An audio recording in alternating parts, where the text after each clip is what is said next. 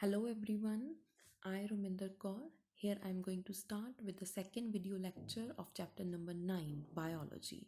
So we have started with the objectives and goals to understand animal husbandry that we have completed in the first video lecture, and we started with to know about animal breeding, from where we have already completed up the very first point, that is inbreeding. So inbreeding means mating of more closely related individuals within the same breed for 4 to 6 generations. It means they should belong to same ancestors till 4th and 6th kind. Now, it can lead to a problem which is called inbreeding depression or homozygosity. When pure lines are obtained repeatedly, generation after generation, it can lead to reduction in milk production, reduction in fertility, and all other products, their quality gets reduced. So, the question that is important here is, how can we overcome inbreeding depression? And the answer lies outbreeding is the method. Now let's talk about what is outbreeding. We were on page number 167 where we left with. So this was inbreeding, we have already covered up. Now how to overcome inbreeding depression, and the answer lies in outbreeding. Here I would like to explain you that when Mandel took pure tall pea plant, when we will cross pure tall pea plant, and we will get the result with only pure lines. So here I would want to explain you what does pure means. Homozygosity means when both the alleles they are dominant in nature. But like here I have taken the second situation, when one is pure tall but the other is pure dwarf. Now the result is hybrid. They all belong to same species, breeds are same, but here I just want to add on the point that how hybrids are formed. So we will come to now page number 168 where your topic start, that is outbreeding. Now let's brief out what is outbreeding. Animals of same breed are mated or different breeds are mated. Outbreeding is further divided into three categories. Please note down. Number one is outcrossing, number second is crossbreeding, and number third is interspecific hybridization. I am again repeating, there are two breeding techniques. Number one is inbreeding and number second is outbreeding. Outbreeding is further divided into three parts: outcrossing, crossbreeding, and interspecific hybridization. Now, if we talk about outbreeding, if it is having the same breeds, but the condition is ancestors should not be with the same part, but having no common ancestors. We have talked in inbreeding category that till 4th to 6th generations ancestors can be same. But here the limitation in outcrossing is that till 4th to 6th generation ancestors should not be same. So here you can read in outcrossing, animals of same breed are mated having no common ancestor on either side of their pedigree. Pedigree means a chart on which history can be depicted. Till which generation? 4 to 6 generation. So it is a one method that can overcome inbreeding depression. Now let's talk about the second part of outbreeding, that is crossbreeding. Now here you can see a picture of a dog. These are the two different breeds of dog. When they are crossed with each other, do we get any one kind of breeds out of them? Answer is no. That will be the combination of these two breeds. Means we will get one hybrid that will be having the characteristics from these two breeds. They can be mismatching, that can be one dominant traits can come from one dog and from another dog. So this is called as out crossbreeding. So crossbreeding is superior males of one breed are mated with superior females of another breed of same species. Species means because both are dogs. They are not belonging to different kind of animals. Both are in same category, species are same. So but they belong to two different breeds. So if I ask you one question here, Will it overcome inbreeding depression? Answer is yes, because here fertility will be more, here the production of any product will be more, and we have combined desirable qualities of two different breeds. Now let's come to the third part. In third situation, there is interspecific hybridization. Now, interspecific means interspecies, when two different kind of species are mated. Now, here you can see a picture in your book that is called mule. That is mostly used on rocks wherever we have to transport any goods from one place to another, because they have the highest capacity to take the material on their body.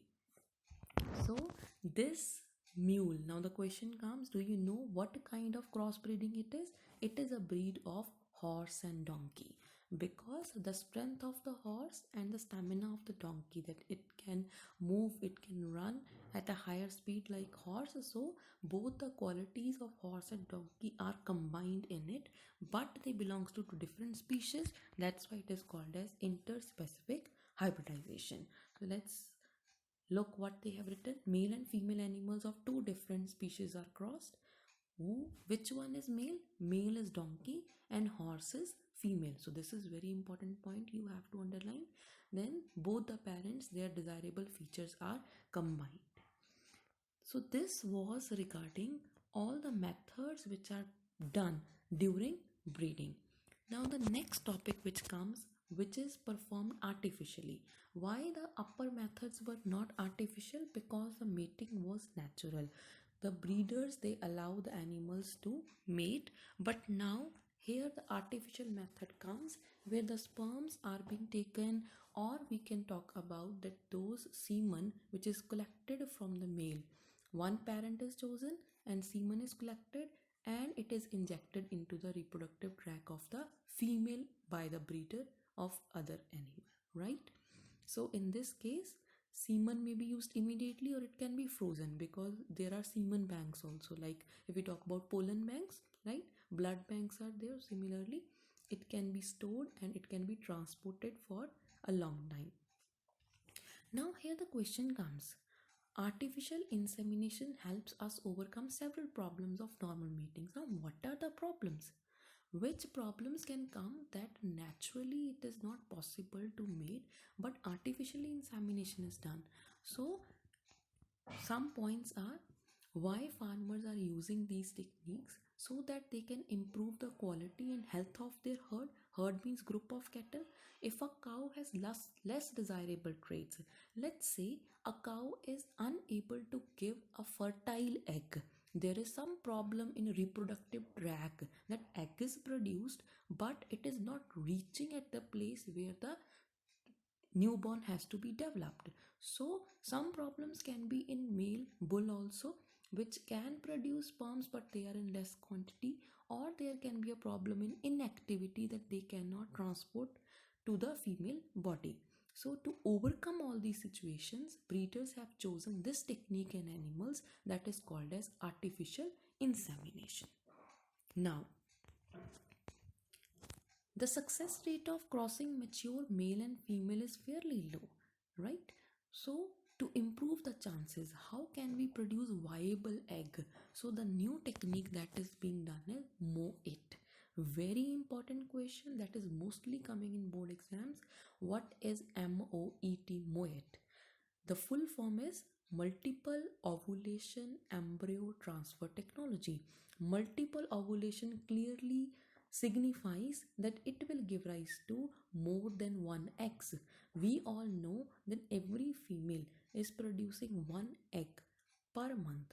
But here, if some hormones are being administered, it means artificially, if we are giving them some kind of injections, follicular stimulating hormone that we have already studied in class 11th. So if it is being provided, instead of one egg, how many eggs will be there? There will be more number of eggs will be produced, right? So they can be 6 to 8 in number. The animal is either mated with an elite bull. Elite means that should have very good stamina, right? That should have good strength, or it can be artificially inseminated. Now these fertilized egg Where they are fertilized? They are fertilized outside, they are fertilized in the test tube, right? So here you can see the number first point of MOET is, first of all, cow is given follicular stimulating hormone to induce superovulation. I am repeating, superovulation means instead of producing single egg per cycle, there is a production of 6 to 8 ova. Ova means egg.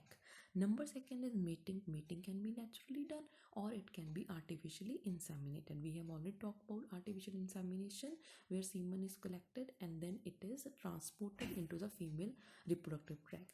Now the third point is, fertilized eggs are recovered at 8 to 32 stage outside the body, that is it is can be in the laboratory. Now number fourth point is, those fertilized egg, they are transferred to surrogate mother. Now the question arises, what is surrogate mother? The surrogate mother can be that female cattle which has to give rise to the development of the fetus inside the body, right? Which has the capacity to give rise to the development. So superovulation, I hope it is clear to everyone why this Moe technique is done, so that the quality and the quantity of the different products obtained from cattle can be improved. It can be high milk yielding variety or it can be high quality in the meat. So I hope this point is clear. If I revise it, then we will come to the point. There is first of all first breeding technique, that is called inbreeding. Second is called outbreeding. Inbreeding means when the breeding is done within the same breed till 4 to 6 generations. But outbreeding means when there is no similarity of the breeds till 4 to 6 generation, but they still belong to same breeds. It is of three types: outcrossing, crossbreeding, and interspecific hybridization. Outcrossing means breeds are same but no common ancestors. Crossbreeding means breeds are totally different from each other. Hybrids are produced. There one more example is given. Hizardale is a new breed of sheep developed in Punjab by crossing Bikaneri ewes and Merino rams. So this is a new breed of sheep, that is a hybrid. Number third is interspecific, where we have studied that two different kind of species are crossed and we have again got a new hybrid. This was the technique which experiments are done, which are under control. Under control mean in the laboratory. Moyer technique is very important. Superovulation is the important term here. How it is being done? Under the stimulation of follicular stimulating hormone. Now after this, let's come to beekeeping topic, because if we talk about all those animal husbandry, if we are talking about apiculture, so this is also the important topic. Apiculture means keeping honeybees and caring them for to get different kind of products, like we have already talked. It can be honey, it can be bee wax, which is used not only in medicines but also in cosmetic industry. So here this is a brief terms of apiculture. First of all, there must be a knowledge of nature and habits of bee. What do you mean by nature? Nature means, do they sting, or which kind of flowers they require for nectar taking, and habits of bee. Which kind of species do they belong to? What are they native from? Are they native from India or from any other place? Number second, selection of suitable location of keeping beehives. Do we need to keep them near the farms or we have to give them artificial food? That we have to select. Number third is catching and hiving of swarms. Swarms are the group of honeybees. I'm repeating, swarms means group of honeybees which are living in the hives. So how to catch them and where the hives can be kept.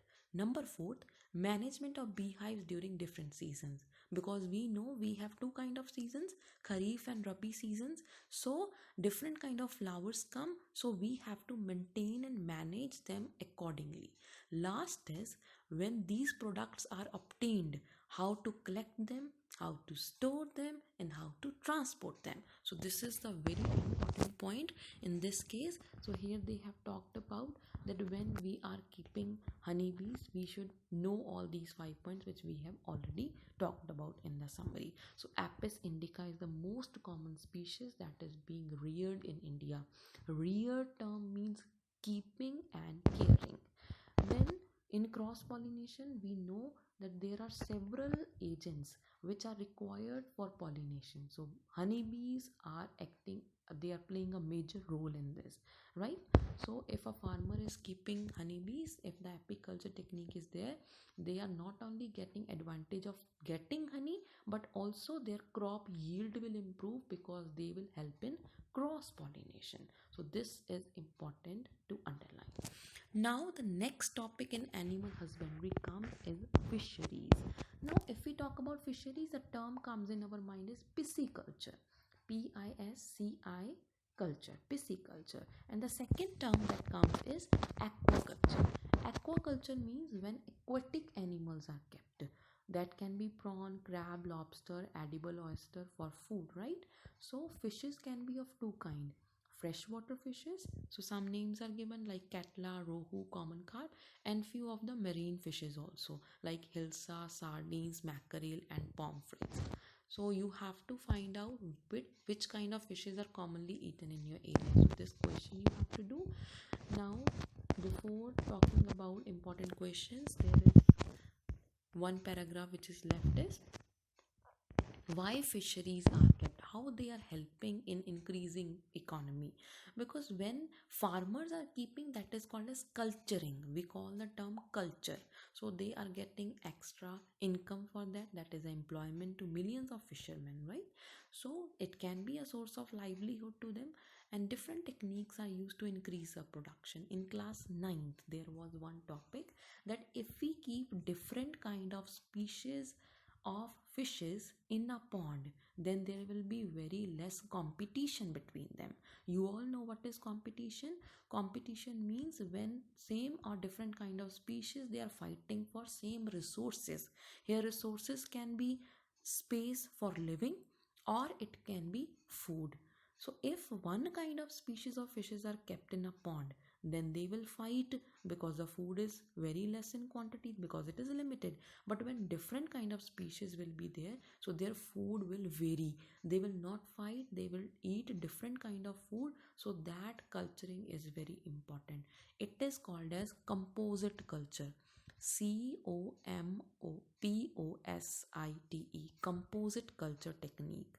Now the important question that comes here is, what are the differences between pisciculture and aquaculture? As I already told you, pisciculture is a process of only growing fishes, that is fishing is a term. So fishes can be grown in marine or a freshwater, while aquaculture is process of growing any kind of aquatic animal. It can be prawn, lobster, oysters, etc., and selling them in a commercial purpose. So before leaving, I will discuss few questions are with me. These questions, number first is, why is MOIT considered to be successful program in cattle breeding? So we have talked about it is overcoming the condition if there is inbreeding depression, or if there are problems that naturally there is no mating is not possible, then this can be taken up. Here you have to explain that how it is being done. Second is, why is the cow administered with FSH like hormones? Answer is superovulation. Third is, outcrossing and crossbreeding are two breeding practices in animal husbandry. How are the two different from each other? Outcrossing means when the breeds are same but no common ancestors. Crossbreeding means breeds are different. Then what are the advantages they provide to breeders? Explain. That is, they overcome inbreeding depression and they give desirable characteristics or features. Next is, discuss the role of fishery in enhancement of food production. So here you have to talk about both for the fishermen and farmers. What is apiculture? How is it important to our life? So apiculture is keeping, rearing, and taking care of honeybees and getting different products from them. Next question, what do you meant by the term breed? What are the objectives of animal breeding? So this has been already completed in the video. What are the two main methods of animal breeding? Inbreeding, outbreeding. What is blue revolution? Blue revolution means, like green revolution means plant revolution, then blue revolution means revolution in keeping fishes, increasing the quantity and quality of fish product. You have to name two freshwater and two marine edible fishes, that is already given in the book. Next is explain inbreeding depression. So we have talked about inbreeding depression means if inbreeding is done for the repeated generations, it can lead to reduction in fertility. What are its causes? Two advantages of inbreeding means we will get pure lines. Homozygosity will be obtained by this. And the same kind of traits can be passed to next generation. These are the two advantages. Note down everyone. Next is explain poultry. Give the name of any three animals included in poultry. So poultry management is what? When we are keeping domesticated fowls and we are managing them to get either meat or eggs. If your family owned a dairy farm, what measures would you undertake to improve the quality and quantity of milk production? Here talk about good breeds, then talk about shelter, talk about food, talk about cleanliness, talk about hygiene, and even talk about disease-free environment. Now the question comes, name the methods employed in animal breeding.